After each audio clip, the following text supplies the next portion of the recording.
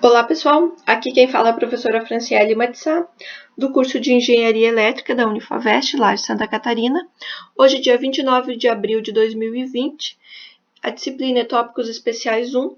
Estamos fazendo a revisão então para a nossa primeira avaliação. Nesse vídeo da aula de hoje, a gente vai fazer juntos então a solução da questão 22 da prova do ENAD de 2017. Então, vamos ler juntos e depois a gente discute a solução. Vamos lá. Então, atualmente, a indústria vem investindo no desenvolvimento de tecnologias para minimizar a ocorrência de distorção harmônica na rede elétrica. Problema que pode causar sobrecarga no sistema, aumentar a demanda de energia e até mesmo provocar pane na distribuição de energia elétrica. Um filtro passivo composto de resistores R, indutores L e capacitores C pode ser utilizado para eliminar componentes harmônicas indesejadas. A escolha dos parâmetros RLC determina a função de transferência, resposta em frequência do filtro.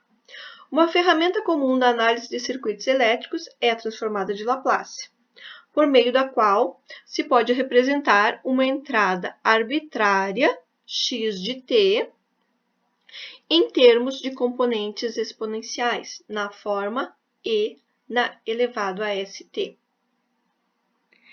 em que o parâmetro s é a frequência composta do sinal e elevado a st.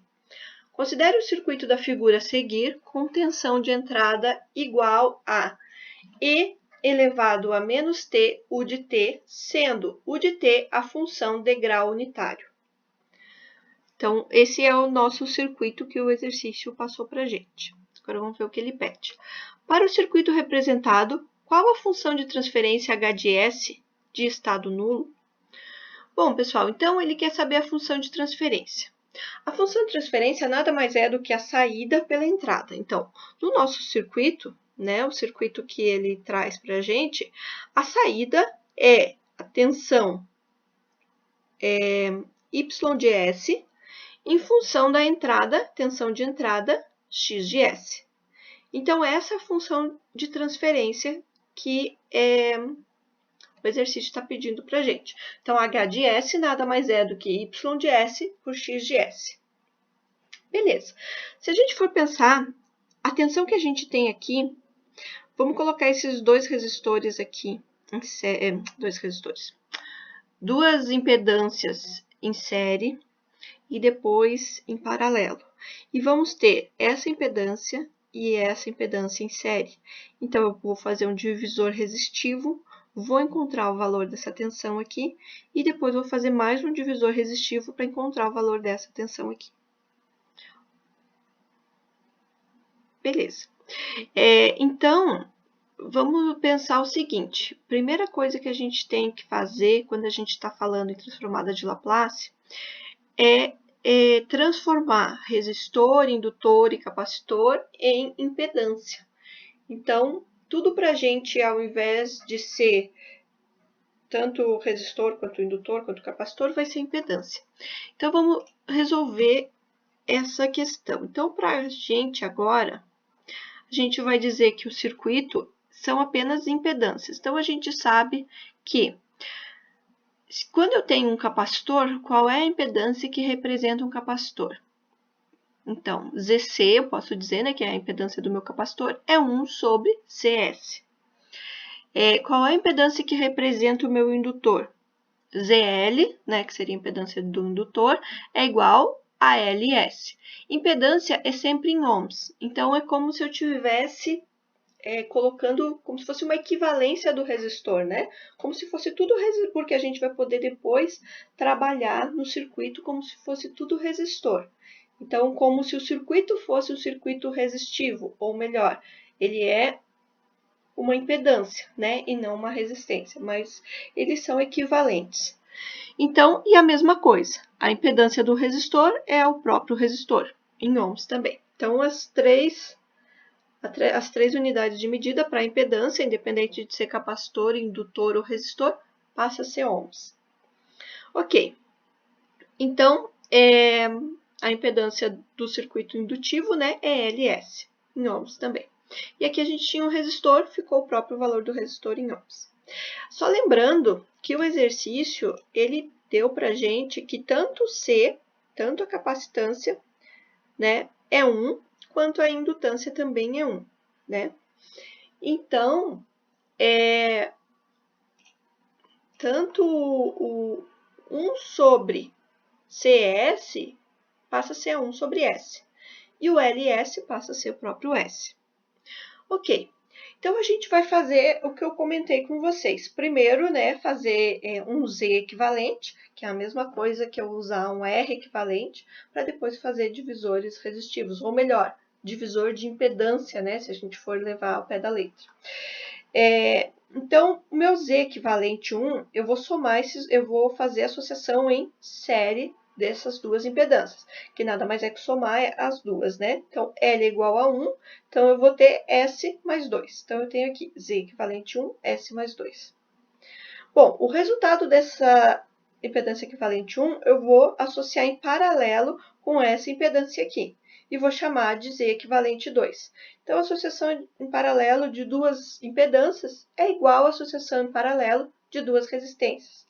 Então, eu tenho ali que 1 sobre S, né? 1 sobre S porque o valor de C é igual a 1, então ficou 1 sobre S. 1 sobre S vezes, qual é a outra impedância? Z equivalente 1 que a gente está colocando em paralelo. S mais 2 sobre 1 sobre S mais S mais 2. Né? Estamos fazendo esse capacitor aqui em paralelo com essa primeira associação. Ok, então a gente vai ficar com S mais 2 sobre S, né, no numerador, e no denominador a gente vai tirar o mínimo. Qual é o mínimo? S. S dividido por S, 1. 1 vezes 1, 1. S dividido por 1, S. S vezes S, S quadrado. S vezes 2, 2S. Cortamos S do denominador, ficamos com S mais 2 sobre S quadrado mais 2S mais 1. Então, esse é o meu Z equivalente 2. Agora, o que a gente vai fazer?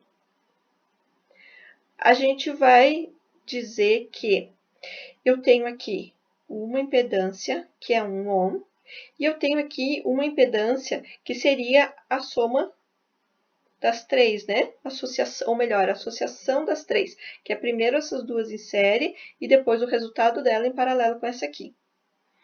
E com isso, eu vou pegar essa tensão e vou fazer um divisor de tensão. Como que é o divisor de tensão?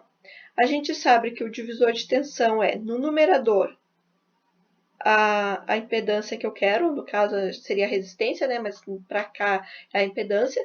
Então, a impedância vai no numerador, dividido pela soma das duas impedâncias. Então, o que é a impedância? É a associação que a gente acabou de descobrir aqui. S mais 2 dividido por S quadrado mais 2S mais 1.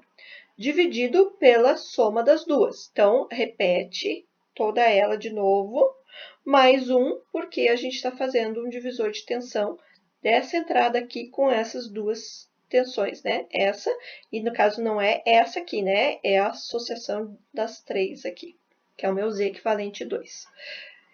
Então, com isso, o que eu tenho?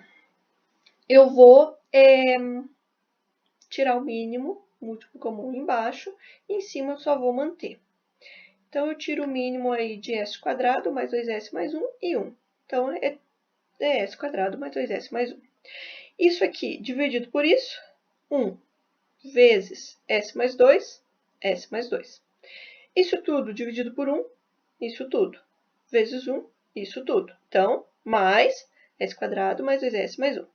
Corto os dois denominador, fico com S mais 2 sobre S quadrado. Aí agora eu vou ter S quadrado, 2S mais S, 3S. 2 mais 1, 3. Ok, então essa tensão aqui foi feito um divisor de tensão e veio para cá, ok? Então, é o valor dessa tensão VS1. Eu até chamei aqui de VS1. V1 de S. Eu até chamei aqui a tensão V1 para vocês saberem aonde está essa tensão V1.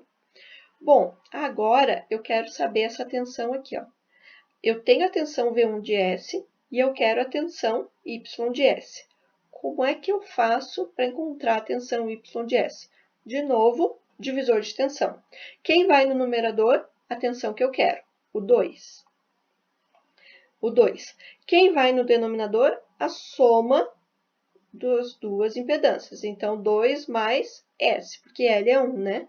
Então, 2 mais S. Ou melhor, S mais 2. Vezes a tensão que eu tenho. Quem é a tensão que eu tenho? V1 de S, que eu acabei de calcular aqui. S mais 2 sobre S quadrado mais 3S mais 3. Vezes, porque aqui eu não coloquei, né? Vezes o x de S, a minha entrada, né? Aqui eu deveria ter colocado o x de S. Eu acabei esquecendo de pôr aqui, vezes x de S. Por quê? A tensão é sempre essa associação, a impedância onde está, a soma das duas vezes a tensão de entrada. Mesma coisa aqui. Então, o x de S, que não está aqui, que eu acabei esquecendo, eu depois coloquei aqui embaixo. Bom, então, com isso, o que a gente vai fazer? Cortar esse S mais 2 aqui, e a gente vai ficar com 2 sobre S quadrado mais 3S mais 3. E o x de S eu vou passar dividindo. Por que eu vou passar dividindo? Porque a minha função de transferência, que é a minha saída pela entrada, meu h de S, é y de S por x de S. Então, a solução que eu quero é essa aqui. Bom, vamos ver então. 2 sobre S quadrado mais 3S mais 3. Qual desses itens aqui eu encontro 2 sobre S quadrado mais 3S mais 3? A letra E, né? Então, o item correto para a minha questão 22 é a letra E. Bom, pessoal, então com isso a gente resolve essa questão 22, né? Ela não é difícil, ela é só um pouquinho trabalhosa. Eu espero que vocês tenham entendido. E obrigada pela atenção e até a próxima.